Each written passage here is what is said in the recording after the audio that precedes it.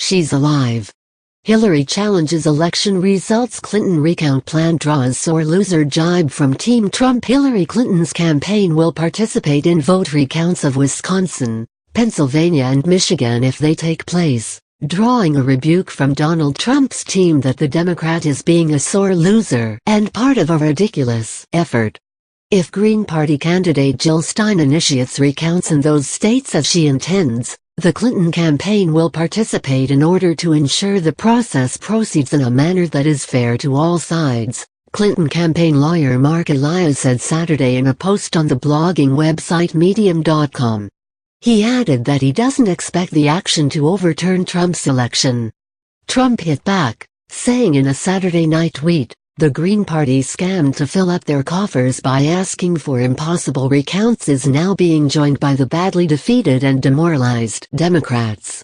Earlier, the president-elect focused on Stein, not Clinton, in a response. "The people have spoken and the election is over," and as Hillary Clinton herself said on election night, in addition to her conceding by congratulating me, "We must accept this result and then look to the future," he said in a statement. Kellyanne Conway, who was Trump's campaign manager and is now a senior advisor, was less conciliatory. "What a pack of sore losers," she said in a statement. After asking Mr. Trump and his team a million times on the trail, will he accept the election results? It turns out Team Hillary and their new BFF Jill Stein can't accept reality. Rather than adhere to the tradition of graciously conceding and wishing the winner well, they've opted to waste millions of dollars and dismiss the democratic process. "The people have spoken. Time to listen up." You Sir President, Conway said. Fill her coffers. Trump noted he had won 306 electoral votes on November 8, to Clinton's 232, the best showing for a Republican since 1988, and the most counties since 1984. This recount is just a way for Jill Stein, who received less than 1% of the vote overall and wasn't even on the ballot in many states, to fill her coffers with money, most of which she will never even spend on this ridiculous recount, he said. All three states were won by large numbers of voters, especially Pennsylvania, which was won by more than 70,000 votes. Stein said on her website that she's raised more than $5.7 million for her recount effort so far, with a $7 million goal.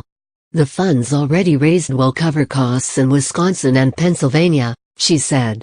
This is a scam by the Green Party for an election that has already been conceded, and the results of this election should be respected instead of being challenged and abused, which is exactly what Jill Stein is doing, Trump added.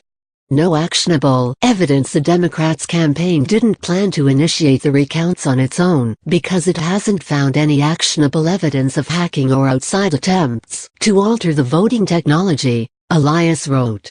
A senior administration official, meanwhile, said in a statement that the government didn't observe any increased level of malicious cyber activity aimed at disrupting the election on Election Day and believes the elections were free and fair from a cybersecurity perspective.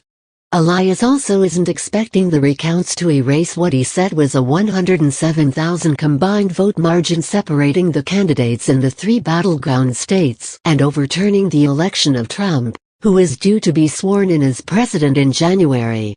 Obligation to voters. Keep up with the race of a lifetime. Get our politics newsletter daily. Enter your email sign up. We do so fully aware that the number of votes separating Donald Trump and Hillary Clinton in the closest of these states, Michigan, well exceeds the largest margin ever overcome in a recount, Elias said. But regardless of the potential to change the outcome in any of the states, we feel it is important, on principle, to ensure our campaign is legally represented in any court proceedings and represented on the ground in order to monitor the recount process itself. Elias said there is also an obligation to the voters now that a recount is planned in Wisconsin and potentially the other two states. The Wisconsin Elections Commission said Friday that it had received Stein's petition. Donald McGahn, who on Friday was selected by Trump as White House counsel, will be the Republicans' point person on the Wisconsin recount. He joined senior staff officials and briefings on Saturday regarding the latest developments, according to a person familiar with the Trump transition process who wasn't authorized to speak on the record. "We believe we have an obligation to the more than 64 million Americans who cast ballots for Hillary Clinton to participate in ongoing proceedings to ensure that an accurate vote count will be reported," Elias said. Foreign interference. The 2016 election cycle was unique in the degree of foreign interference witnessed throughout the campaign, Elias said, noting that the U.S. government had concluded Russian state actors were behind hacks of the Democrat National Committee and the personal emails of some Clinton campaign officials.